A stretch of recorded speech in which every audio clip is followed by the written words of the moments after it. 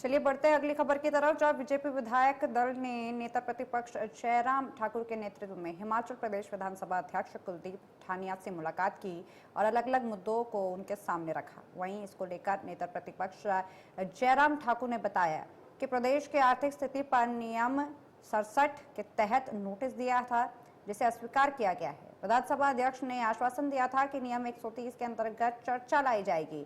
आज विधानसभा सदन में ये चर्चा लगाई गई है, लेकिन सबसे अंत में लगाई गई है। वहीं अंत में लाने का मतलब यह है कि इस पर विस्तार से चर्चा नहीं हो पाएगी। उस मैं आज विधानसभा स्पीकर से पूरा विधायक दल भारतीय जनता पार्टी का मिला है और उसमें प्रमुख रूप से हमारा विषय था कि प्रदेश में जो आर्थिक स्थिति पर हमने नियम 67 के अंतर्गत जो नोटिस दिया था, जिसको आपने रिजेक्ट किया और रिजेक्ट करने के बाद हमको आश्वासन दिया था कि 130 के अंतर्गत इस चर्चा को हम लाएंगे।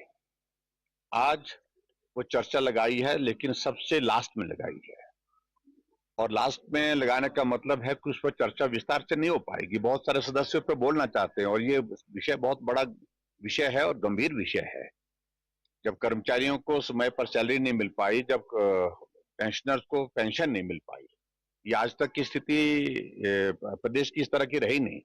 तो इसलिए हमने कहा कि इस चर्चा के बारे में आप विचार करें कि इसके लिए समय मिले, आप निर्धारित करें, उसको प्रीपोन करें थोड़ा सा बिजनेस में और उस सारी चीज को लेकर के आप आज सदन के संचालन के समय अपनी व्यवस्था दें। दूसरी बात हमने ये भी कही आज कि विधानसभा के अंदर जब एक मंत्री हैं विशेष तौर से, जो लगातार हर किसी विषय पर बोलते हैं, बोलने की इजाजत दी जाती है, अनाप शनाप बोलते हैं और जो शब्द ने पिछले कल इस्तेमाल किए हैं उनको कार्यवाही से हटाना चाहिए और अपने व्यवहार के लिए उनको माफी मांगनी चाहिए।